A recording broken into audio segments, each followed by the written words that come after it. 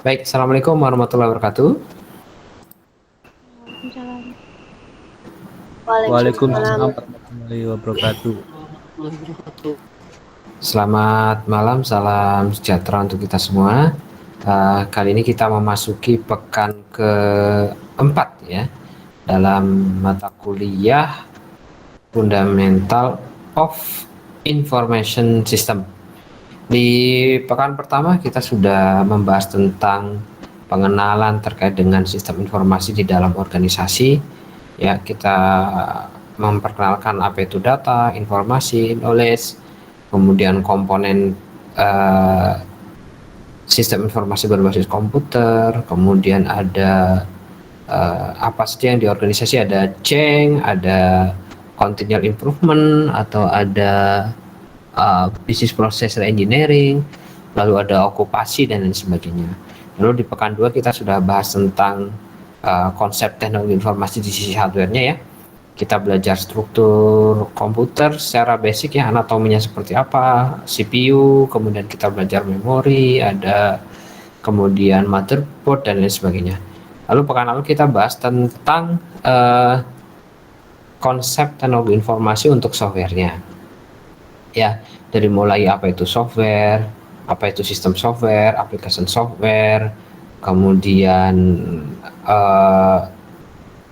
apa namanya, jenis-jenis aplikasinya, kemudian kita juga belajar terkait dengan ada software bug, kemudian copyright and license, lalu juga isu-isu software terkait dengan open source, software upgrade maupun global software support.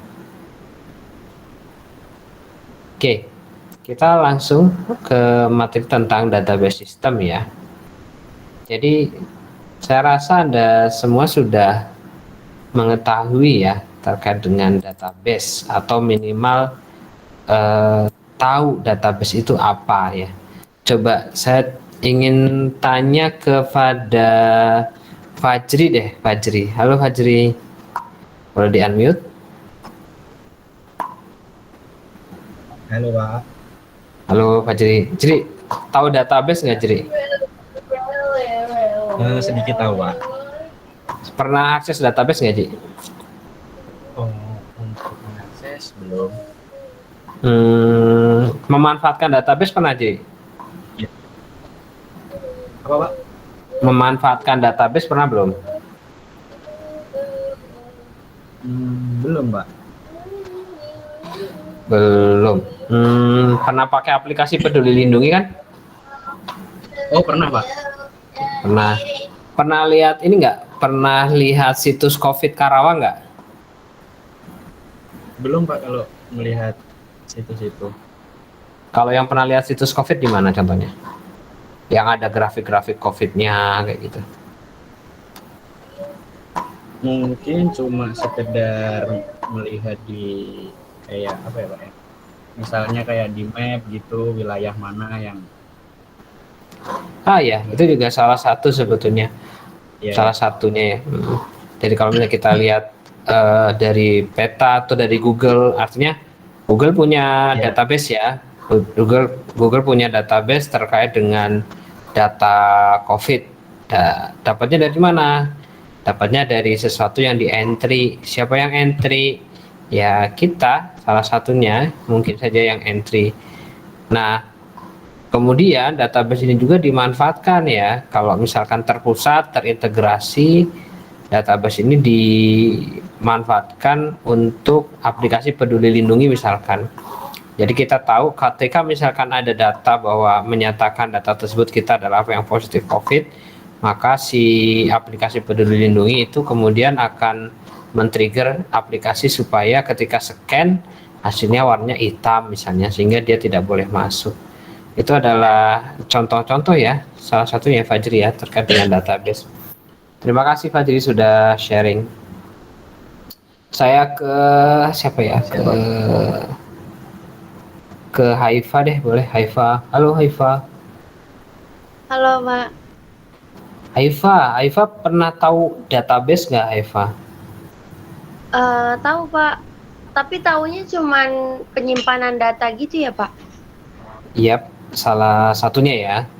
Iya, Pak. Walaupun nanti pasti akan ada kita coba kenalkan lebih dalam lagi apa itu database. Haifa, saya tanya ya ke Haifa. Haifa pernah belanja di marketplace nggak? Enggak, Pak. Hah, nggak pernah? Wah, Emang keren. apa, Pak?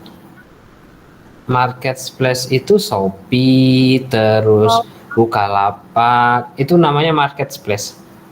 Iya, pernah, Pak. Oh, berarti. Cuman belum tahu namanya itu marketplace ya. Oke. Iya, Pak. Taunya Lazada kayak gitu, Pak. Ya, itu salah satu jenis. Itu marketplace. Kalau itu merek ya, kayak mereknya marketplace ada yang mereknya Lazada, Banbari, Bukalapak dan sebagainya.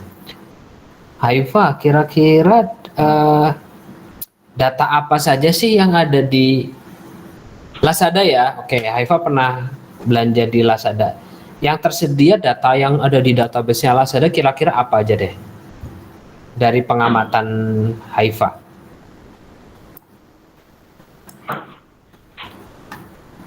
Ada data apa aja Haifa? Data kayak pengiriman gitu ya, Pak? Data pengiriman. Yang jelas dia punya data pelanggan nggak kira-kira Haifa? Apa, Pak? Ya kan ada datanya Haifa. Ada datanya Haifa kan, berarti kan Haifa kan login kan? Pas mau belanja di Lazada kan login dulu tuh, kan? Ya. Berarti Haifa punya data Haifa berarti tersimpan kan di database-nya si Lazada kan? Benar Iya, nggak? Pak. Iya, Pak. Terus apa lagi kira-kira? Data apa lagi? Terus nomor HP yang bisa dihubungi gitu ya, Pak. Itu berarti data satu record namanya datanya Haifa. Nah, itu berarti kan baru data pelanggan. Nanti Iya, Pak. juga ada data apa kira-kira? Barang ada nggak Haifa kira-kira? Data barang ada nggak? Ya. Ada dong, Iya, ya kan? Haifa berarti nah itu data barang itu kira-kira isinya apa Haifa? Komponennya barang apa aja? Ada harga, bener ya? Terus apa lagi Haifa? Selain harga barang apa yang bisa Haifa lihat di Lazada?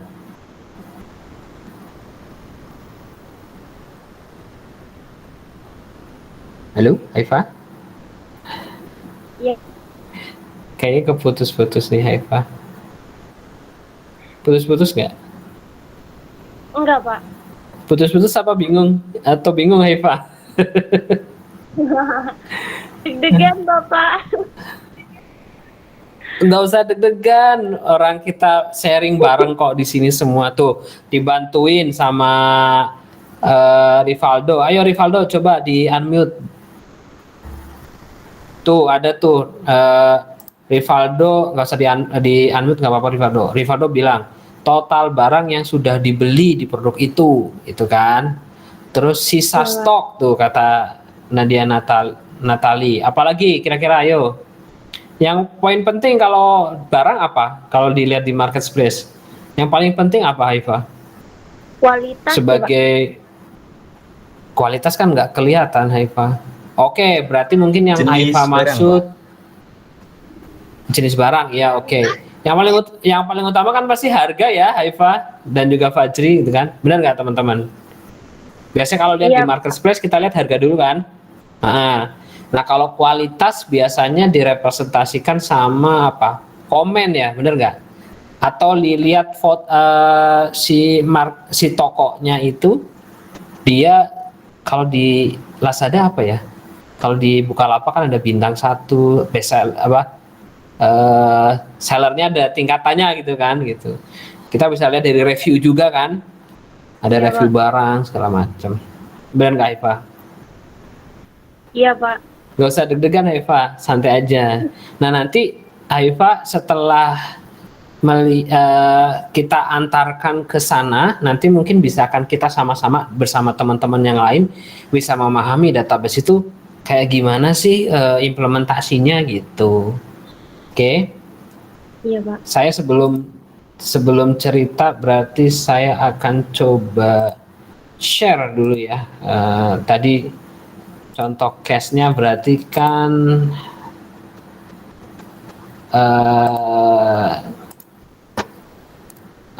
Lazada ya. Kita contohnya Lazada. Jangan Lazada lah. Saya nggak punya akun Lazada di sana. Shopee ya, yang keren Shopee. Saya kayaknya punya akun Shopee. Nah, di Shopee ini marketplace pasti ada database-nya. Database anggota minimal. Harus login. Apa ya, saya yang udah login? Tokopedia kayaknya nih. Saya punya loginnya.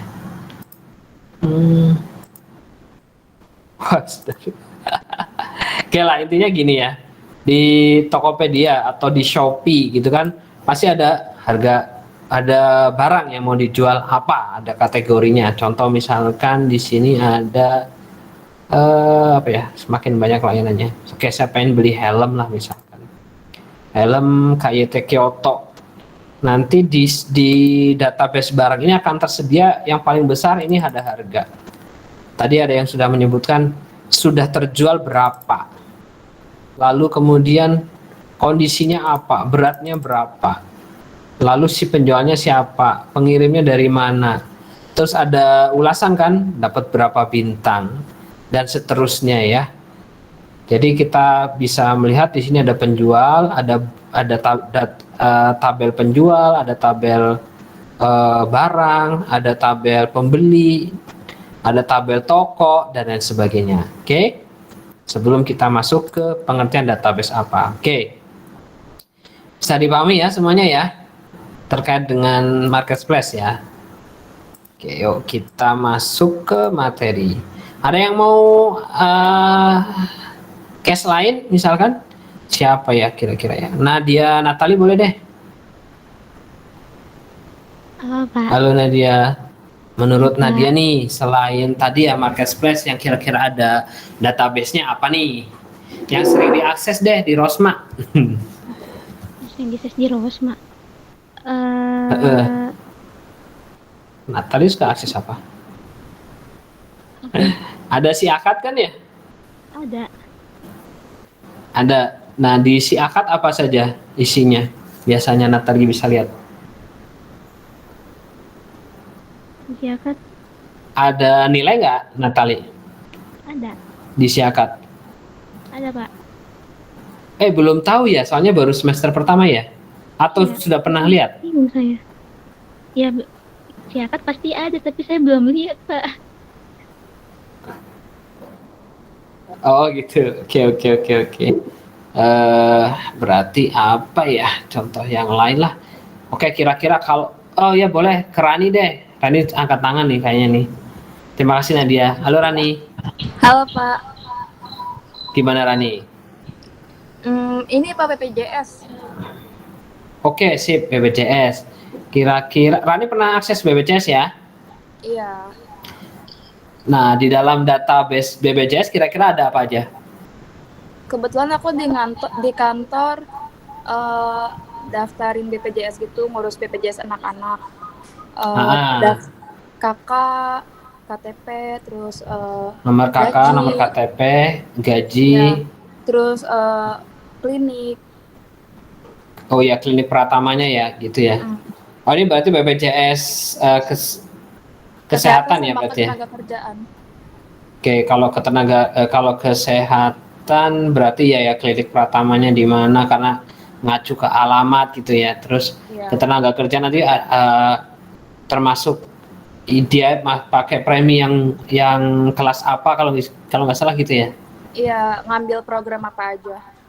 Mengambil program apa saja dan lain sebagainya. Artinya ada minimal ada database kependudukan, ada database yang tadi ya gaji, kemudian apalagi tadi ya layanan ya. Layanan premi apa yang diambil dan lain sebagainya. Terima kasih Rani sudah berbagi. Iya Pak. Oke, kita akan masuk ke materi ya. Baru masuk ke materi. Alhamdulillah insya Allah semuanya sudah pernah mengetahui database seperti apa, dari ceritanya Rani tadi, ceritanya Nadia, ceritanya Haifa, dan teman-teman yang lain. Oke.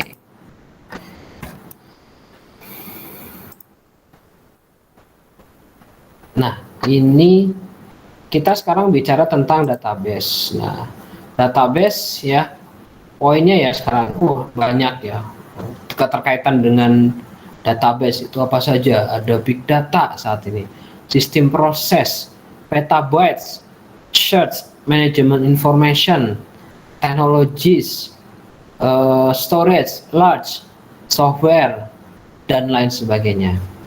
Nah, dasarnya itu kemudian database itu apa sih gitu ya? Makhluk apa sih database itu ya? Jadi database ini adalah sesuatu yang didesain dengan baik, terorganisir, dan dengan kehati-hatian dia memanage dari berbagai macam data, gitu, mengkoleksi data. Ya, jadi seperti halnya dengan komponen-komponen lain di dalam sebuah sistem informasi, yang namanya database ini dia akan membantu sebuah organisasi untuk mencapai tujuan organisasinya gitu ya. Contoh misalkan ya tadi ya terkaitnya sama marketplace, tujuan organisasi apa? Melakukan salah satunya penjualan misalkan, kan? Penjualan barang. Nah, dengan database tadi ada database barang dan lain sebagainya, ini kemudian akan memudahkan bagi sebuah organisasi untuk melakukan memanage konten, kemudian mengambil keputusan ya dalam periode waktu tertentu yang akurat, kemudian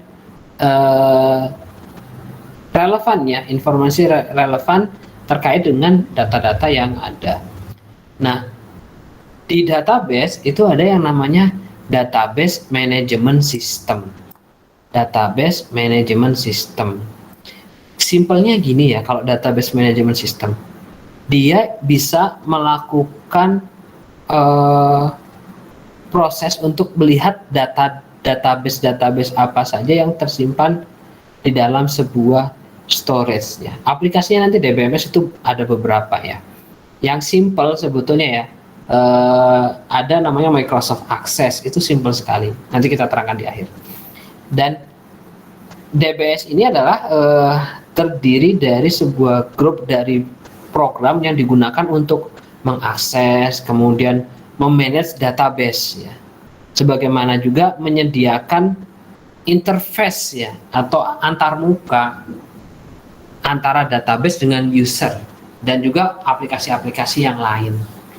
Ya, kalau dicontohkan, ya itu tadi contohnya Microsoft Access, ada PHP MyAdmin gitu ya. Kalau misalkan yang biasa pakai MySQL ya biasanya, MySQL. Lalu ada SQL Server, ada Oracle, ada Hadoop dan lain sebagainya. Ya. Oke, sebelum beranjak ke sana, kita akan coba kupas dari basic, dari dasarnya ya. Jadi kita bicara tentang hierarki data, ya, hierarki dari data. Data itu secara umum diorganisasikan dalam hierarki, ya, yang diawali dari bagian terkecil dari data yang digunakan oleh komputer. Namanya itu bit atau bit, kalau belum banyak tahu itu adalah binary digit sebetulnya, disingkatnya bit. Kalau di komputer pakai bilangan biner gitu ya. Itu kalau bilangan biner itu hanya ada 0 dan 1. Nanti Anda akan belajar sih di perkuliahan yang lain. Mungkin sekarang sudah mulai belajar. Kalau yang biasa kita pakai ada desimal. Nah, desimal itu berarti 10 angka yang dipakai dari 0, 1, 2, 3, 4, 5, 6, 7, 8, 9. Nah, ada 10 kan? Lalu ada juga bilangan namanya heksadesimal. Itu ada terdiri dari 16. 16 apa saja, Pak? 0, 1, 2, 3, 4, 5, 6, 7, 8, 9. A, B, C, D, E, F. Nah, total ada 16 ya. dari 0, 1, 2, 3, 4, 5, 6, 7, 8, 9, A, B, C, D, E, F. Itu 16. Itu heksadesimal.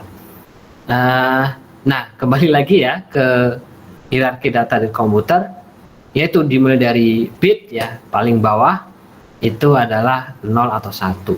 Jadi karakternya akan seperti itu. Nah, jadi cara bacanya dari mana Pak? Dari bawah atau dari atas? Boleh dari atas lah. Saya simpulkan seperti ini. Pertama, kita bicara namanya database ya. Database bisa jadi bermacam-macam. Ada data personal, ada data departemen, ada data payroll ya, file ya. Jadi kumpulannya di sebuah database ada kumpulannya tabel personel, tabel departemen, tabel payroll gitu ya. Contoh kalau ini di sebuah perusahaan misalkan. Nah, lalu ada namanya files ya. Files atau dikenal juga dengan istilah tabel gitu ya. Di dalamnya ada apa? Kalau contohnya misalkan ini tabel dari personal file ya, ini contohnya. Personal file. Yang ini nih kita breakdown namanya. Di dalamnya ada apa saja?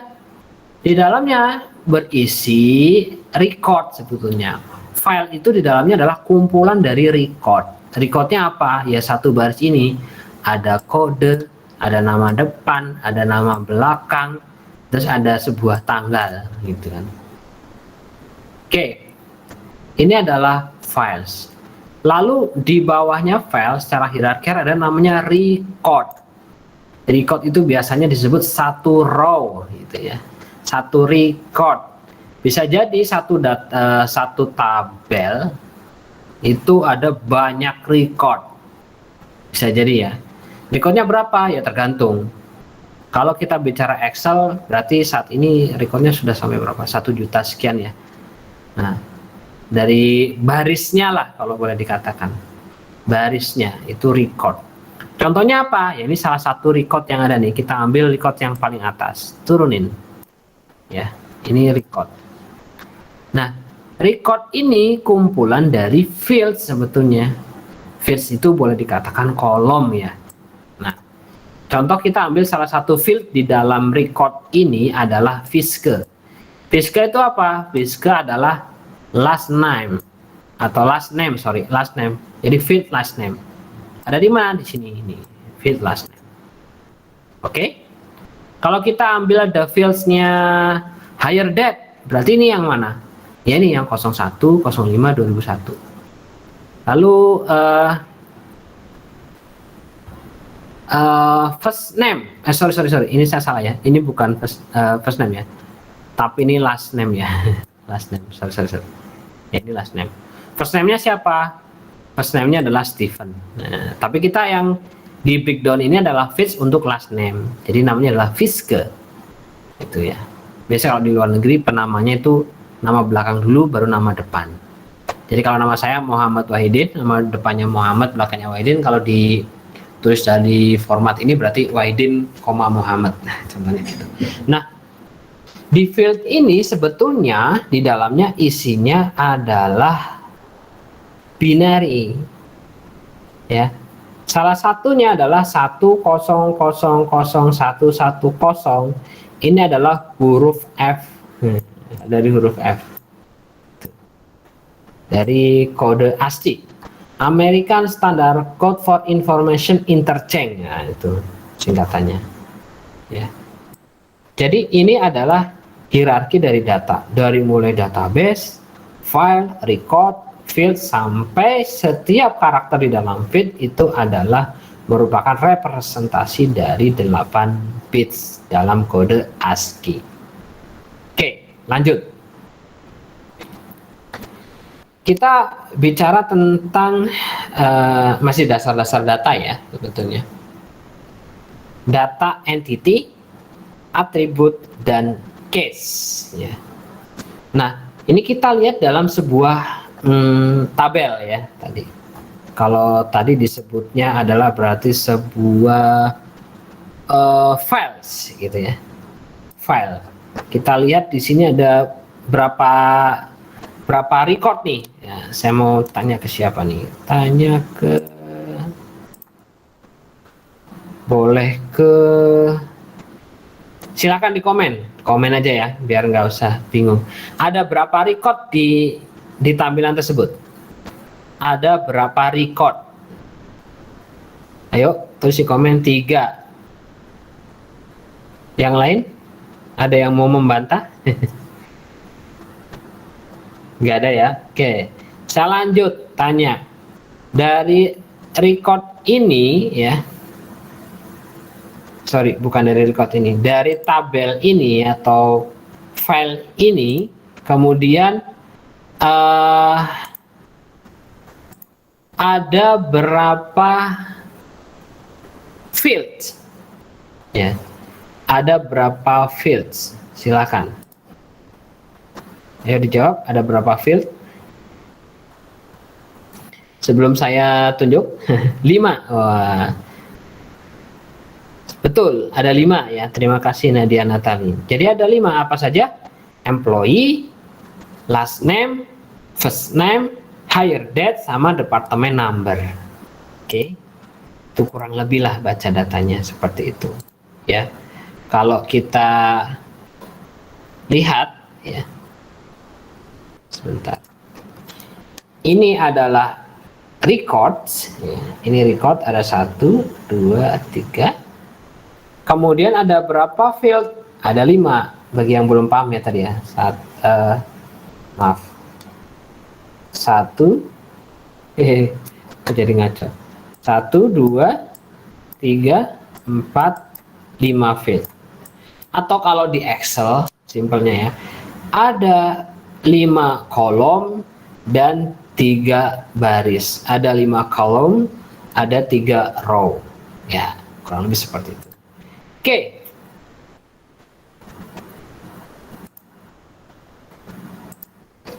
Kita bicara entity. Entity itu apa sih ya?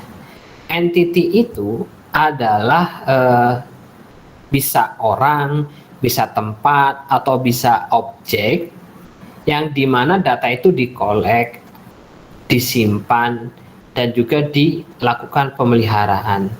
Contoh dari entities ya, termasuk ya, contohnya entitas employee atau karyawan, entitas produk atau barang, dan juga entitas customer. Jadi sebagian besar organisasi itu mengorganize dan menyimpan data sebagai sebuah entitas.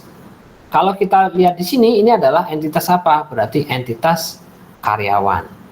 Ya. Kalau misalnya ada entitas produk, isinya apa saja? Ya bisa itu kode produk, nama produk, harga produk, tanggal pembuatan, dan lain sebagainya. Terus kalau misalkan ada entitas customer, isinya apa? Customer number, last name, first name, terus tanggal bergabung, kemudian apa lagi? Termasuk kategori customer apa, dan lain sebagainya. Lalu berikutnya adalah atribut ya. Maaf. Atribut. Atribut itu apa? Atribut ini adalah karakteristik ya. Maaf. Karakteristik dari sebuah entitas. Contoh ya. Misalnya adalah kalau kita lihat entitasnya karyawan ya, employee, maka atributnya adalah bisa nomor kode karyawan, kemudian nama depan, nama belakang, kapan dia di hire atau kapan dia masuk kerja, lalu departemennya departemen apa, itu adalah atribut. Oke, atributnya si entitas tadi gitu. Tadi saya juga sebutkan contoh kalau misalkan entitas produk, atributnya adalah kode produk, kemudian nama produk, harga produk, dan lain sebagainya. Nah, lalu ada primary key. Primary key itu adalah sebuah field atau set daripada fields yang secara di record itu adalah sifatnya unik. Jadi tidak akan ada record yang menyamai di dalam sebuah field Contohnya misalkan adalah employee number, ya harus jadi primary key. Karena nanti di database relationship itu kalau misalkan kita tidak ada primary key, maka ada data duplikasi ya dan lain sebagainya. Sehingga harus ada namanya yang unik. Oke, saya coba tanya deh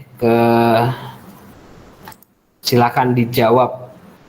Kalau di data kependudukan ya di KTP, kira-kira yang bisa jadi primary key yang mana? Yang data unik, yang tidak mungkin akan sama setiap orang yang punya KTP. Apa kira-kira? Nik ya Pak. Ya betul, nik, betul. Jawis menjawab dan yang menjawab adalah nik. Tanda tangan mungkin sama nggak? Bisa jadi sama, kecuali kalau sidik jarinya ya, sidik jari kemungkinan tidak. Tapi kalau tanda tangan bisa jadi sama, bisa jadi unik. Tapi dan kalau tanda tangan bentuknya biasanya bukan data ya, tapi bentuknya gambar gitu. Foto juga bisa mungkin sama gitu. Tapi yang tidak mungkin sama, yang bisa dijadikan primary key ya, maksud saya yang bisa dijadikan primary key adalah NIK, nomor induk kependudukan ya, maaf, nomor induk kependudukan. Silakan Anda cari, kalau ada yang sama berarti itu parah banget tuh. Itu parah banget. Di Indonesia lah, ada nggak yang sama nicknya dengan Anda? Pasti nggak ada. Harus nggak ada. Oke. Kalau di data mahasiswa, kira-kira yang bisa jadi primary key apa? Ya, NIM.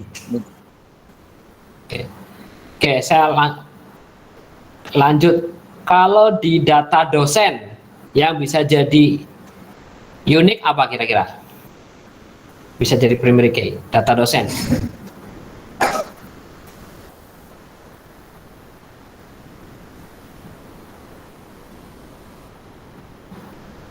Saya sambil minum.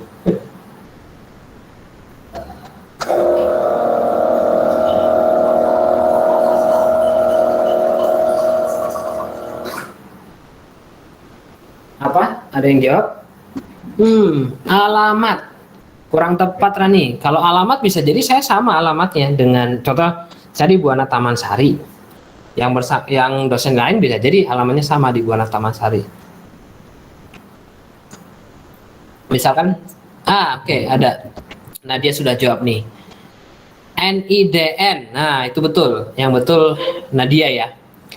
Kalau last name sama first name tidak bisa dijadikan primary key, Jawis. Terima kasih tapi sudah mencoba ya. Kenapa? Bisa jadi, ada nggak bisa jadi nama yang sama? Bisa. Contoh, namanya Supriyadi. Banyak tuh pasti Supriyadi. Atau namanya Rizky misalkan. Ya Rizky ya. Apa sih ada juga yang mungkin first name-nya sama, namanya Rizky. Jadi harus unik. Kalau NIDN, nomor induk dosen nasional, itu tidak mungkin sama. Ya. Pasti satu sama lain akan berbeda. Itu yang dimaksud dengan primary key. Karena nanti ini akan berhubungan dengan data relasional. Oke. Saya lanjut, terima kasih yang sudah berkontribusi.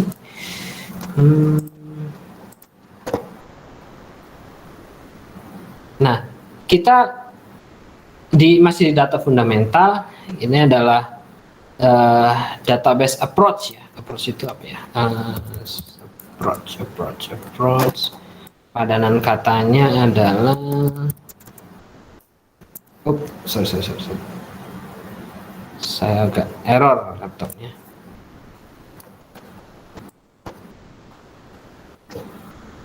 Apa nih kira-kira approach? Ada yang bisa tahu nggak?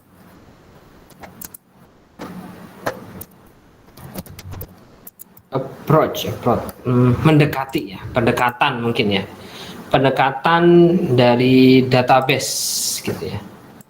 Pendekatannya seperti apa maksudnya? Jadi pendekatan ke data manajemen yang terdiri dari berbagai macam sistem informasi ya, yang seperti terlihat di bawah ini ya.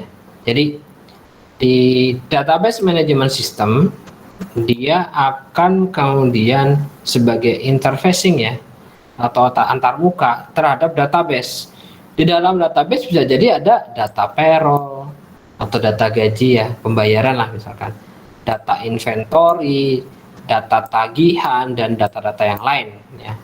Nah, ini kemudian ya dikoneksikan dengan database management system. Biasanya kalau ada network itu ada username sama password, alamatnya berapa. Nanti kemudian digunakan oleh apa? Digunakan oleh aplikasi payroll, oleh aplikasi atau program invoice, oleh program inventory control, oleh management inquiry gitu ya, kebutuhan dari sisi manajemen ya. Nah, digunakan oleh user apa? Laporan tentunya ya. Nah, kalau boleh dibilang. Jadi user hubungannya dengan database ya, dia membutuhkan laporan. Aplikasi hubungannya dengan database, dia akan mengolah data. Lalu database management system adalah interfacing atau antarmuka antara apa? Antara database dengan application program yang kemudian dipakai oleh user untuk melihat report. Kurang lebih pendekatan database-nya seperti ini ya. Oke.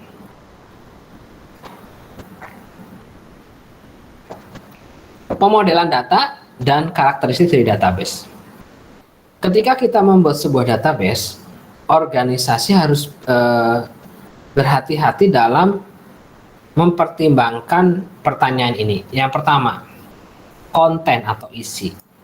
Data apa yang harus diambil atau dikolek, dan nanti kebutuhan biayanya bagaimana? Biayanya apa? Lalu akses ya.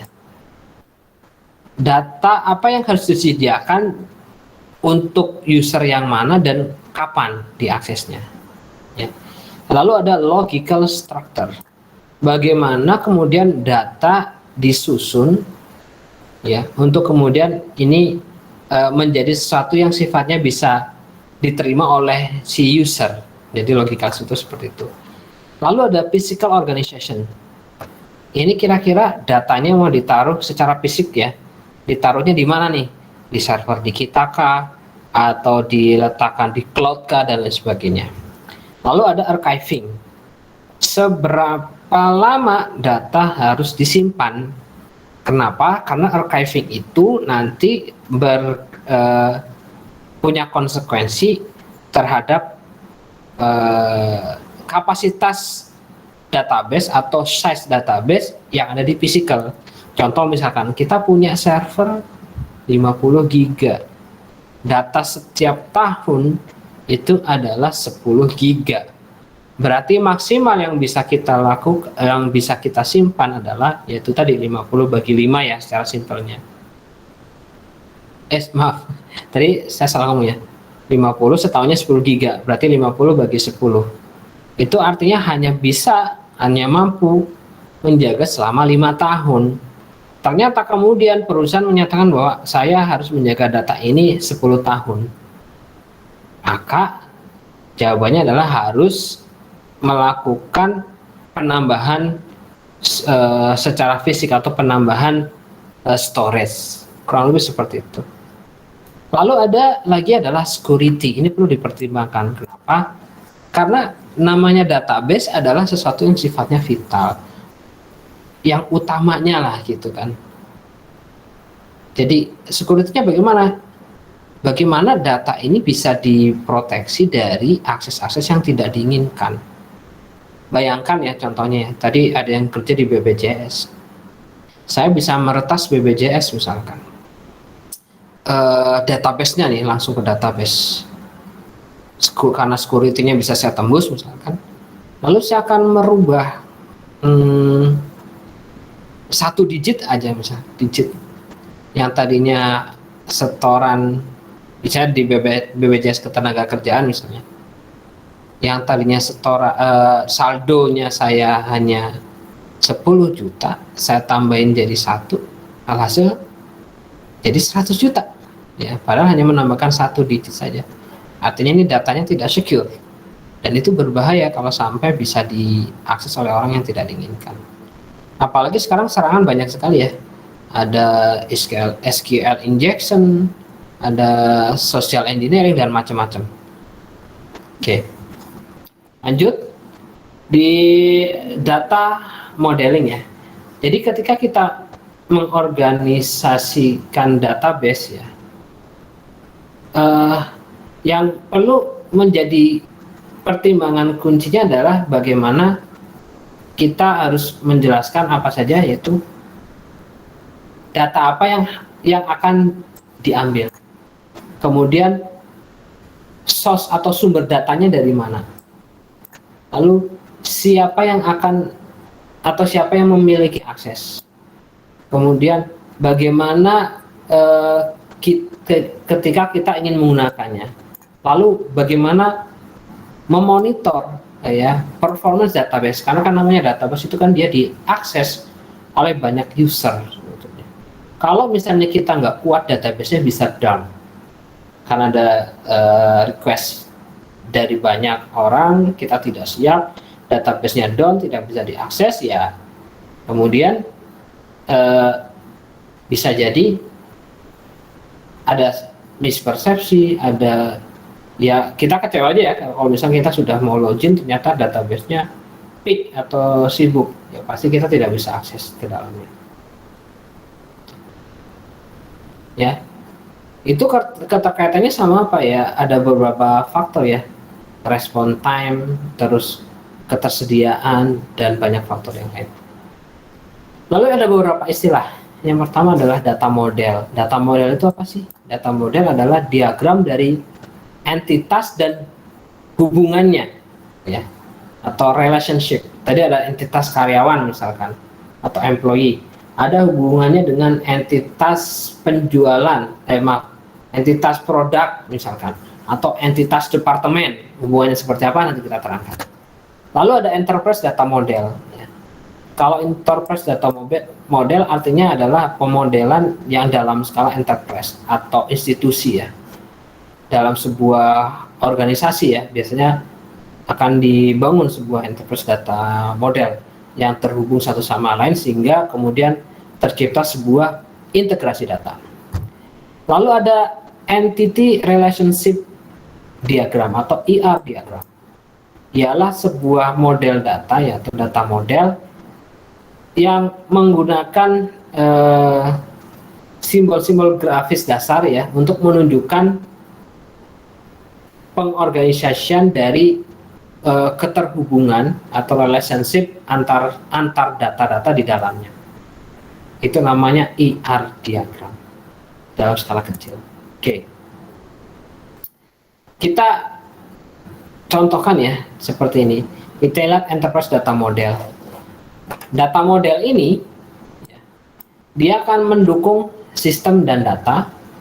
Sistem dan data ini akan mendukung sebuah enterprise atau institusi. Mendukungnya bagaimana? Dia akan memungkinkan ya aplikasi atau interface aplikasi, interface sistem ya, mengurangi data redundansi atau yang namanya pengulangan data dan meyakinkan bahwa data itu benar-benar kompatibel untuk si sistem dan data. Nah, sistem dan data ini dia akan mendukung enterprise, maksudnya dia akan memungkinkan mengcapture atau melihat, memotret dari kesempatan bisnis. Lalu dia akan meningkatkan efektivitas bisnis. Juga akan mendukung pengurangan biaya-biaya lah. Kurang lebih kalau kita bicara tentang enterprise data model. Nah, bagaimana dengan entity relationship diagram atau ER diagram? Anda bisa lihat di sisi kanan sana ya. Cara bacanya seperti ini. Ini ada beberapa field ya. Fieldnya apa? Customer. Di fieldnya customer, lalu ada lagi fieldnya salesperson atau sales ya, atau bagian penjualan. Lalu order atau pesanan. Lalu ada entity invoice atau tagihan. Ada line item, ada produk. Cara bacanya seperti ini. Ini ada hubungan one to many sebetulnya. Ada hubungan one to many. Satu sales version satu salesperson atau satu orang sales, dia sebetulnya bisa membawahi banyak customer. Contohnya saya sales apa ya, sepatu misalkan, saya akan melayani banyak customer. Misalkan toko di KCP, kemudian toko di Ramayana, itu customer saya misalkan. Nah, lalu setiap customer ini dia bisa mengorder banyak, artinya tidak terbatas ya. Ya, jadi bisa satu customer bisa mengorder, menempatkan order ya sebetulnya, menempatkan order lebih daripada satu. Nah, ini setiap orderan akan menerbitkan satu invoice. Ini kan, ini one to one namanya. Anda akan dikupas di database nanti, tapi ini hanyalah pengenalan. Order, dia di dalamnya menginkludkan banyak item, dan banyak item ini biasanya dia punya spesifikasi produk. Ya, masing-masing satu line item ini punya satu produk, gitu. Oke?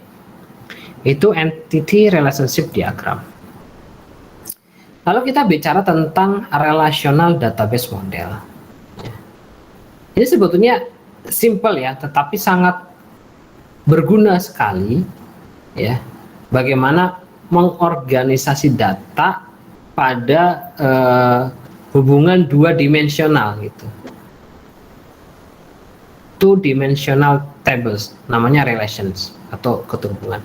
Nah, simpelnya masing-masing row di dalam table itu merepresentasikan sebuah entitas, dan masing-masing kolom merepresentasikan atribut dari sebuah entitas. Oke. Nah, Anda lihat di sebelah kanan. Ada project table, ada department table, ada manager table. Oke. Sebelum ke sini saya akan terangkan satu persatu. Sebetulnya relational database model ini kemudian ada keterkaitan dengan manipulating data atau manipulasi data. Manipulasi data apa? Bukan kemudian menipu data sebetulnya. Manipulasi itu artinya adalah sebagai berikut. Pertama, selecting atau memilih. Jadi dia melakukan mengeliminasi baris ya sesuai dengan kriteria yang dimaksud. Lalu ada projecting ya. Dia mengeliminasi kolom di sebuah tabel, memprojekkan. Lalu ada joining ya. Mengcombine dua atau lebih tabel. Ada kemudian linking ya. Kemampuan untuk mengcombine atau menggabungkan dua atau lebih tabel melalui data yang sifatnya common atau umum ya. Atribut-atribut data yang umum. Kemudian untuk kemudian ditampilkan dalam sebuah tabel baru ya, sesuai atau tabel baru dengan hanya data-data atau atribut-atribut data yang sifatnya unik. Oke, saya coba tanya ya pada Anda, kalau misalkan Anda lihat ada tabel 3 tadi ya, ada project atau nama-nama project gitu ya, lalu ada departemen, entitas departemen, lalu ada manager. Oke. Oh, sebentar. Ada yang nanya ya. Bapak mau tanya, biasanya karena apa ada kebocoran data seperti Facebook ya? Waktu itu, ya itu tadi ya, sebagian besar adalah peretasan, dan itu namanya keterkaitan dengan cyber security gitu ya. Artinya kalau misalkan bisa dilakukan pembobolan database, berarti cyber security-nya agak kurang. Ya, kurang lebih seperti itu ya. Sudah dibantu jawab oleh Nadia ya. Ya. Bisa jadi karena faktor manusia, faktor sistem, ada beberapa faktor ya. Nanti mungkin akan spesifik dibahasnya di mata kuliah cyber security. Oke. Saya tanya ya, kira-kira hubungannya apa sih tabel manager dengan tabel departemen? Ada yang tahu nggak? Dan kemudian departemen hubungannya apa sih sama tabel project?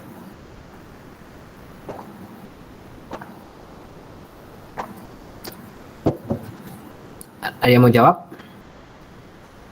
Nadia boleh?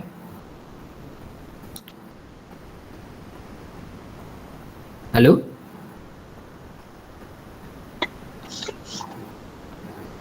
Pertanyaannya bisa diulang nggak, Pak?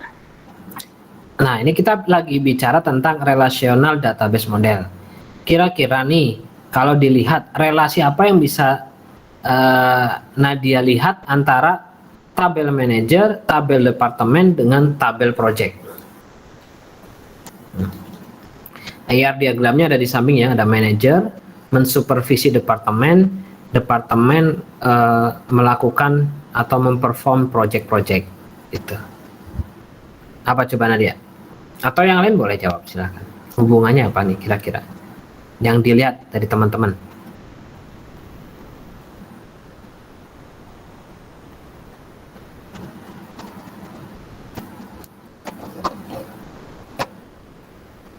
Itu kayak perencanaannya, Pak. Perencanaannya. Laporan Kita Pak, lagi- laporan Laporannya itu maksudnya gimana laporannya nih? proyeknya terus ke hasil ke departemen terus sampai ke manajernya. Gimana cara merelasikannya? Coba Rivaldo. Relasinya gimana? Hubungan antara tiga tabel ini gimana? Oke. Saya lanjut ke slide berikutnya ya. Nanti mungkin Anda akan jelas hubungannya gimana sih gitu. Anda bisa lihat ya di relational database model seperti ini. Kita bisa melihat ya, project table itu ada project number ya, benar ya? Nah, project number ini adalah unik sifatnya kan, jadi primary key. Nah, lalu si project ini sebetulnya siapa yang mengerjakan? Nah, ini ada kodenya nih, departemen number. Oh, ternyata yang mengerjakan adalah 598. Nah, kita terrelasi dengan tabel departemen. 598 itu yang mana? Kita lihat. Oh, ternyata 598 dia adalah departemen apa namanya? Marketing. Marketing ada namanya manajer SSN. Kita cek manajer SSN itu. Kodenya adalah 098401370. Siapa dia? Dia adalah Fiske. Ya. Sudah lihat hubungannya? Oke, latihan lah gitu sekarang. Saya mau tanya deh. Kalau project payroll itu dikerjakan oleh departemen apa? Silakan ketik.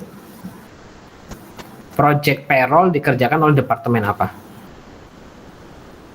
Boleh diketik aja? Accounting, Pak. Oh ya boleh. Betul, betul. Accounting. Oke, benar. Lihatnya dari mana Rani? Accounting? Dari nomor departemennya. Ya, betul. Nomor departemennya 257. Oke.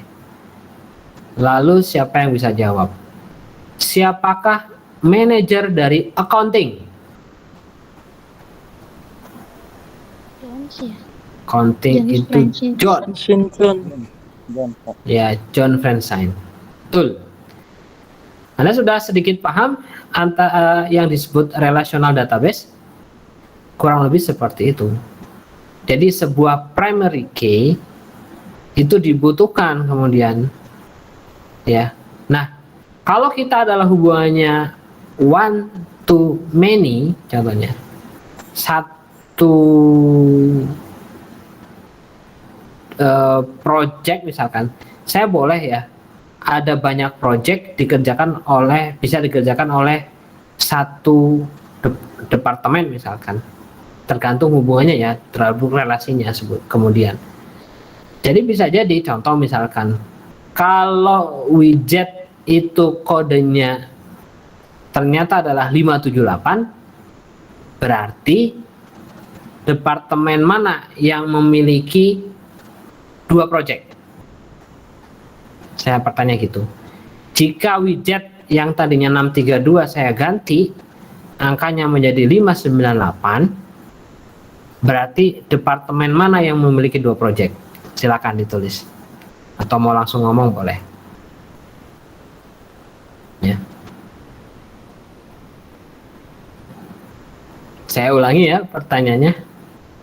Kalau yang 632 ini saya ganti ya, angkanya jadi 598 contohnya. Ini saya coret lah.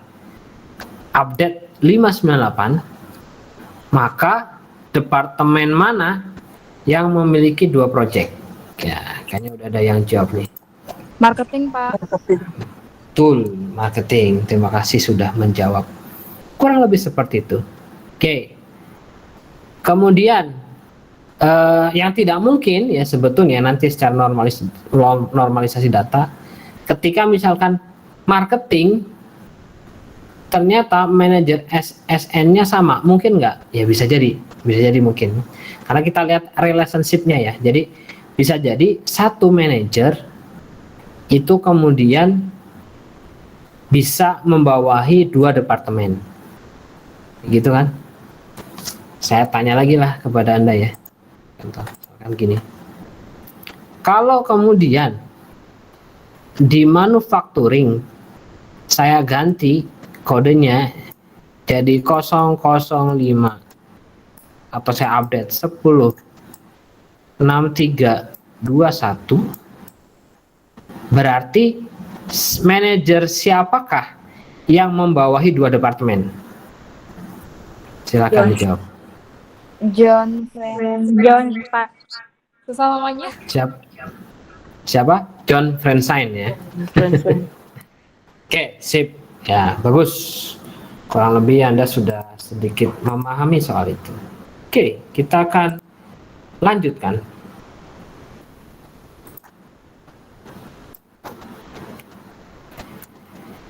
Setelahnya kita kan bicara tentang data cleansing sebetulnya. Data cleansing itu apa? Data cleansing adalah karena data itu kan dibutuhkan untuk membuat sebuah atau mendukung sebuah keputusan atau membuat sebuah keputusan. Maka kemudian harus akurat atau akurasinya bagus, harus komplit, data-data benar komplit, harus bernilai ekonomis, fleksibel, handal, relevansinya bagus, simple, timely atau sesuai waktu, verifiable atau bisa diverifikasi, lalu aksesibel bisa diakses dan aman. Ya.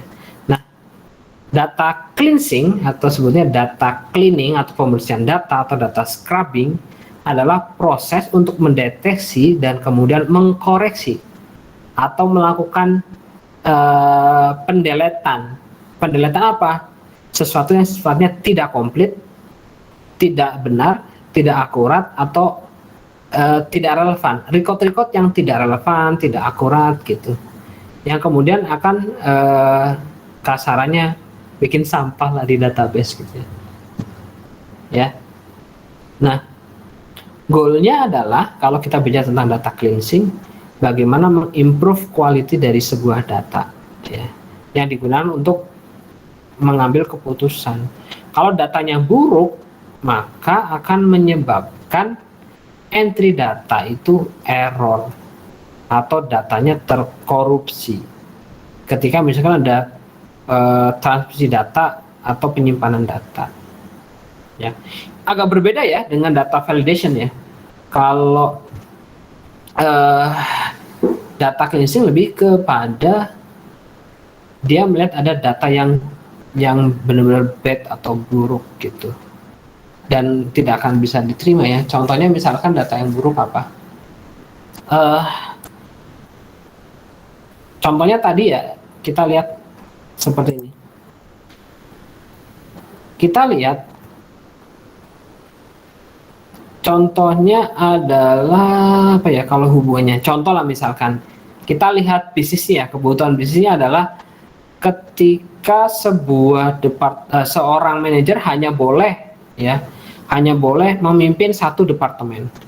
Ternyata kita merecord di manufacturing 005 10 6321.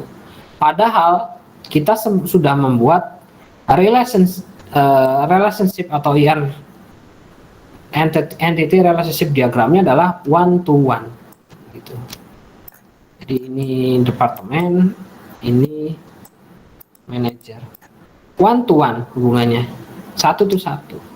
Maka ini namanya bad data, harus di cleansing, harus dibersihkan. Kalau tidak, maka kemudian si program akan mendeteksi kesalahan gitu. Caranya bagaimana? Banyak berbagai macam cara. Contohnya misalkan ketika kita record ini dengan kode yang sama, maka pencegahan sih biasanya. Pencegahannya adalah ada semacam warning untuk hey, data sudah ada ya tersimpan dengan nama yang sama. Oke. Contohnya simple lah ya, kayak misalkan Anda apa ya? Alamat email, oke ya. Alamat email itu sudah pasti harus berbeda di dalam sebuah satu domain ya, misalkan @google atau @gmail.com misalkan.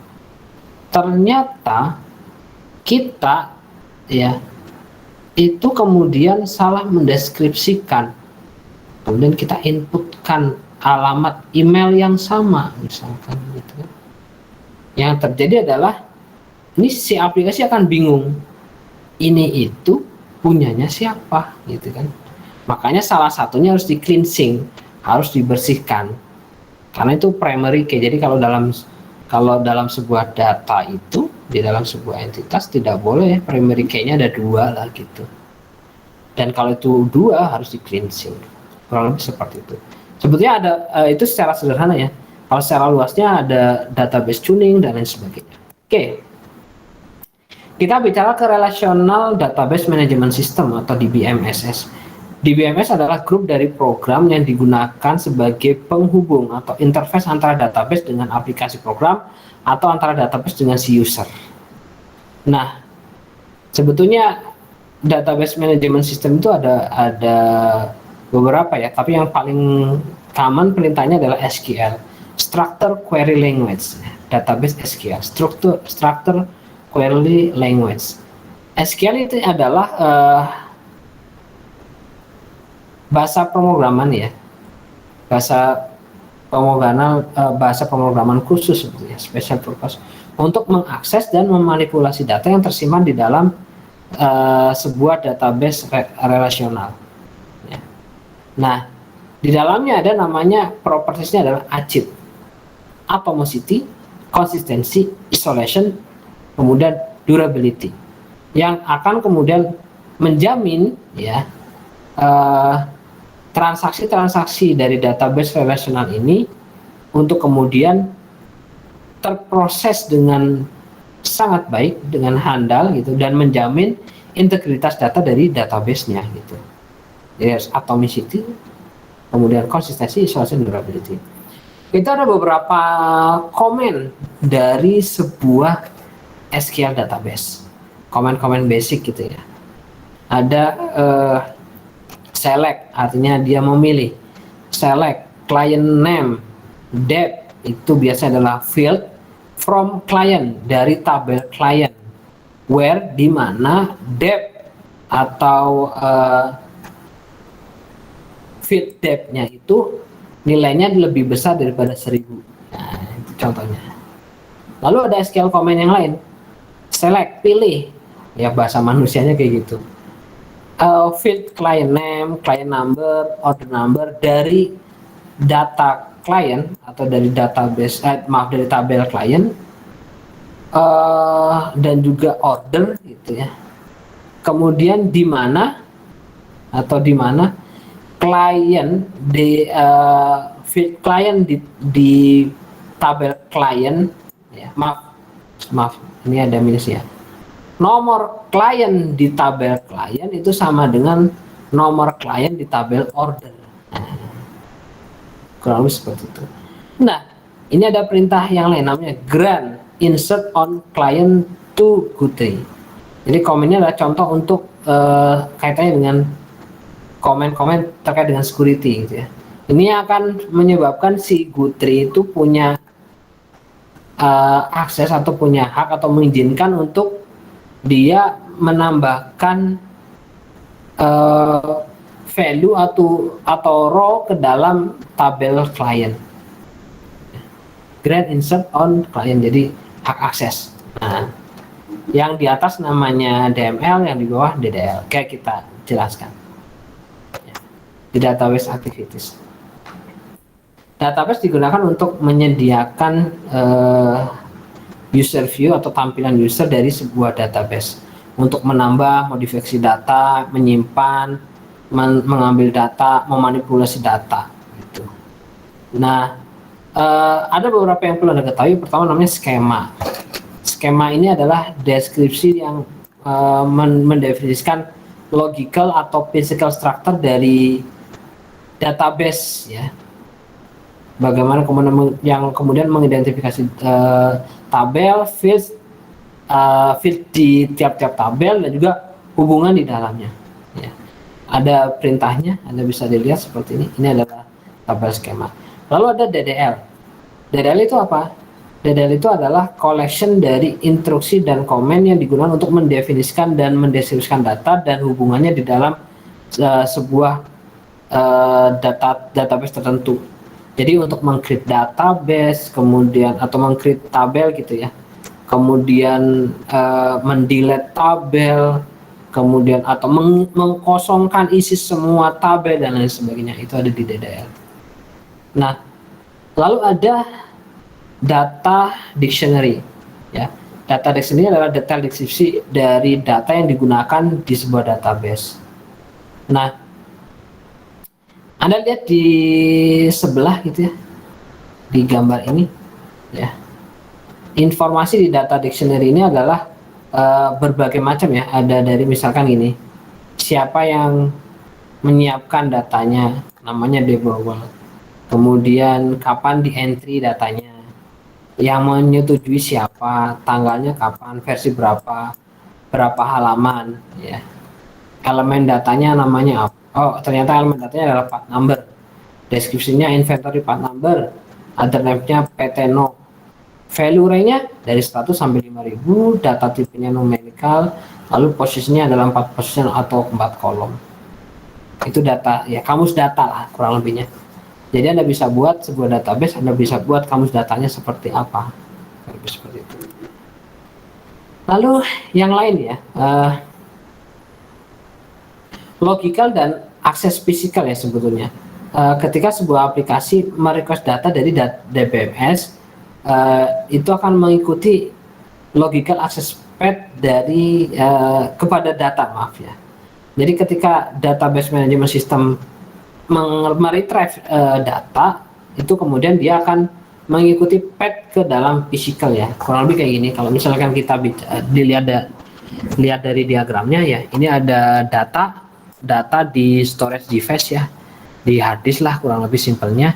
Dia akan ada physical access dengan DBMS, database management system, dan dia punya logical access ke aplikasi, hubungannya kan dengan manajemen dan program aplikasi ya, tadi juga sudah disebutkan di awal.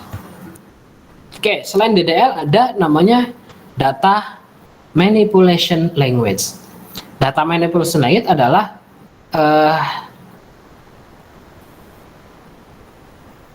bahasa khusus ya atau spesifik ya, yang disediakan di dalam database management system yang kemudian mengizinkan si user untuk mengakses, kemudian memodifikasi data, membuat queries atau membuat report. Ya, itu namanya DML. Kalau misalkan ini contohnya di Microsoft Access ya, Anda bisa membuat seperti ini. Oke. Lalu bicara tentang pengadministrasian database, ada namanya database administrator ya. Ini salah satu okupasi di sistem informasi sebetulnya ya. Jadi dia adalah orang yang terlatih, kemudian memiliki skill, yang kemudian dia melakukan proses diskusi dengan business user ya, atau pengguna ya, untuk kemudian menanyakan kebutuhan datanya apa, kemudian dia juga melakukan proses pembuatan database, membuat DDL, DML, DDL ya, keterkaitannya dengan kebutuhannya untuk membuat database, mengevaluasi database, melakukan proses perubahan untuk meningkatkan performa ya dari database ya, cleansing, kemudian ada tuning dan lain sebagainya. Itu namanya database administrator ya. Dan banyak dibutuhkan saat ini ya. Minimal berarti kalau misalkan Anda ingin jadi database administrator ya, Anda punya skill basic database pasti, kemudian pemahaman terhadap database management system juga harus Anda punyai gitu ya. Role-nya adalah plan, merencanakan, mendesain, membuat, mengoperasionalkan, mengamankan, memonitor, dan melakukan pemeliharaan database. Nah, itu database administrator.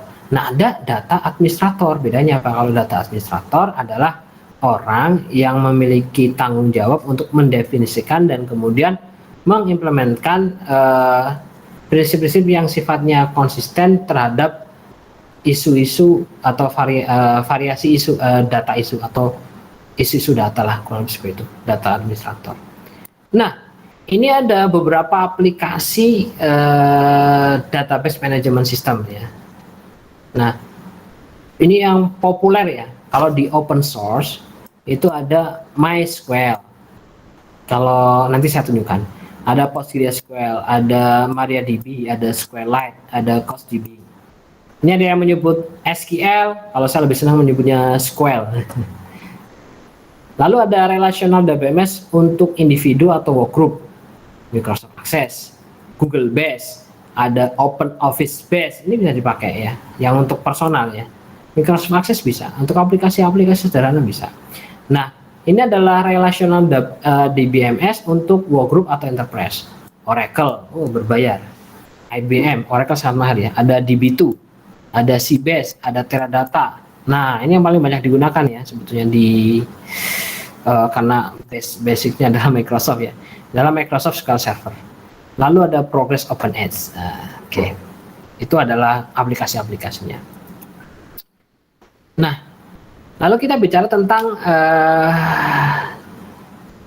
DBMS yang populer saat ini sebetulnya ada namanya saat ini adalah Database as a Services. Ini adalah layanan yang tersimpan di cloud, kurang lebih seperti itu. Kalau zaman dahulu yang konvensional, database itu disimpannya di sebuah server, kemudian kita kelola, kita maintain powernya, maintain jangan sampai mati, kemudian kalau mati kan pasti produksi atau misalkan yang terhubung dengan server akan terpengaruh gitu ya. Tapi kalau misalkan maaf saya jadi ngelantur. Kalau yang cloud itu dia tidak perlu kemudian khawatir kalau terhadap power dan sebagainya ya. Tergantung cloudnya sebetulnya. Tapi itu akan biasa selalu dijaga. Yang paling khawatir hanya kalau misalkan komunikasinya, jalur komunikasinya atau networknya itu down. Lebih seperti itu. Nah, ini ada beberapa ya yang menyediakan database as a services ya. Amazon, database.com, Google, Heroku, IBM, Intuit, Microsoft juga sudah ada. Microsoft pakai platformnya Azure gitu ya. Kita bisa request software as a services atau platform as a services atau bahkan infrastruktur as a services gitu ya. Jadi ada juga yang database as a services gitu atau layanan. Jadi kita hanya beli layanan saja sebetulnya, kita nggak pikirin hardware-nya bagaimana dan sebagainya. Nah, itu saat ini juga sedang sangat populer juga ya. Apalagi kalau kita adalah perusahaan yang kemudian orang-orang di dalamnya butuh untuk mengakses dari mana saja dan dari kapan saja, dari mana saja dan kapan saja gitu. Maka perlu kemudian database kita disimpan di cloud. Lalu menggunakan database dengan aplikasi lain. Ya itu tadi ya, keterhubungannya antara database dengan aplikasi lain atau software lain adalah dia menjadi sebuah di interface atau ada penghubung ya. Kalau database dengan aplikasi penghubungannya namanya DBMS gitu. Nah, DBMS ini yang jadi bisa jadi front end application atau yang ada di paling depan dan juga atau back end application gitu. Aplikasi penghubung di belakang. Kalau yang front end berarti si developer atau orang langsung akses ke DBMS gitu kan. Mungkin dia melakukan query dan lain sebagainya. Tapi kayaknya dia tidak praktis juga kemudian kalau seperti itu gitu. Itu biasanya yang dilakukan oleh data administrator saja gitu kan. Nah, ada yang backend ya. Kalau backend orang tidak perlu tahu, kemudian aplikasi ini berinteraksi dengan aplikasi, misalkan aplikasinya WordPress misalkan. WordPress dia punya database, lalu aplikasi BBJS misalkan. Kita kan kemudian tidak touch langsung ke DBMS-nya ya, tapi si aplikasi BBJS ini terhubung ke DBMS, DBMS terhubung ke database. Kurang lebih seperti itu. Oke. Sebelum saya demokan, apa ada pertanyaan? Silakan.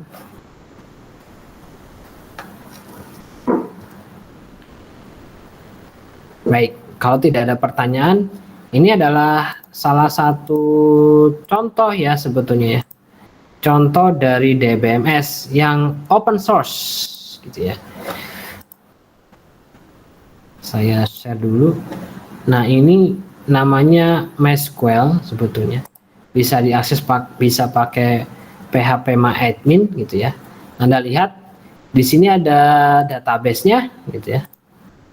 Database, contoh database-nya apa ya? Contohnya ada database WordPress. Nah, ini dari WordPress nih ya. Lihat, database-nya banyak di sana. Ada banyak tabel gitu ya. Ada banyak tabel. Contoh kita masuk ke tabel WP user. Di dalamnya isinya apa? Gitu ya. Agak lama nih, maaf.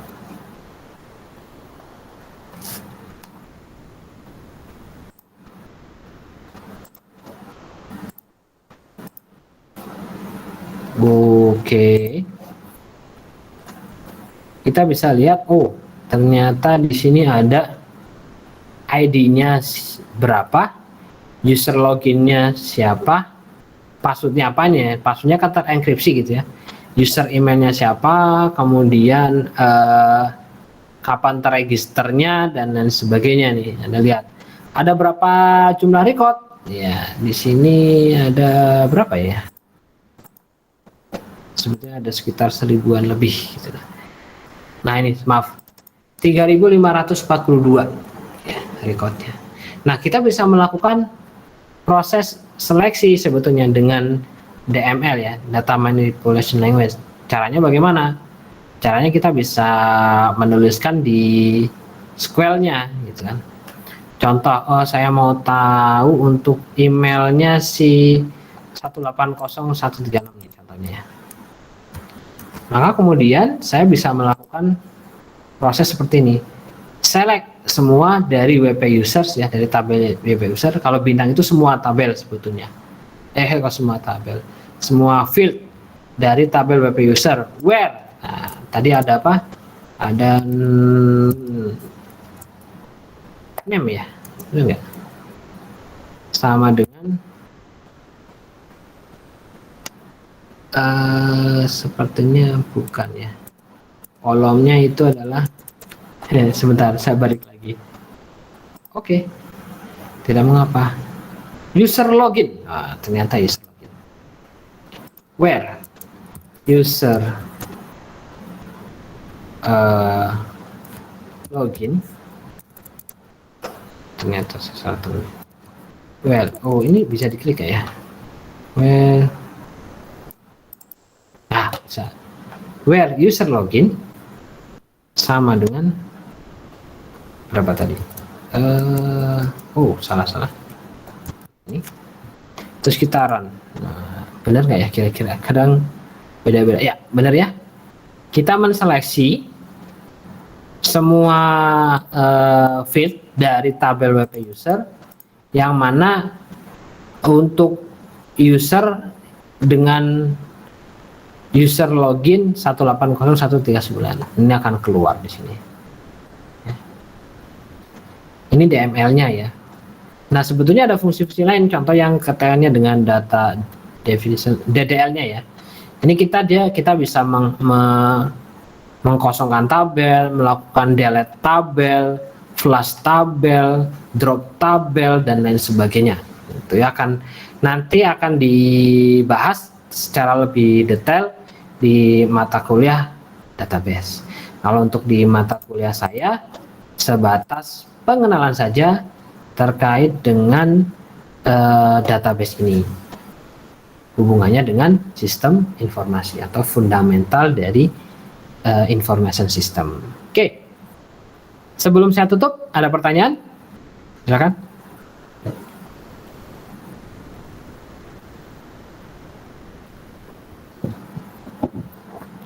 Baik, kalau tidak ada pertanyaan, apakah boleh saya tutup perkuliahan kita pada malam hari ini?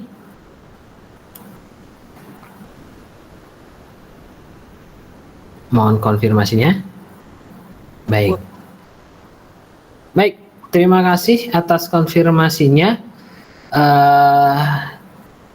Untuk itu, mohon maaf apabila dalam penyampaian saya ada kekeliruan. Saya menerima kritik dan saran Anda bisa melalui email atau bisa melalui WhatsApp langsung ke saya. Saya akhiri pertemuan kita pada kesempatan malam hari ini. Billahi taufik wal hidayah. Assalamualaikum warahmatullahi wabarakatuh.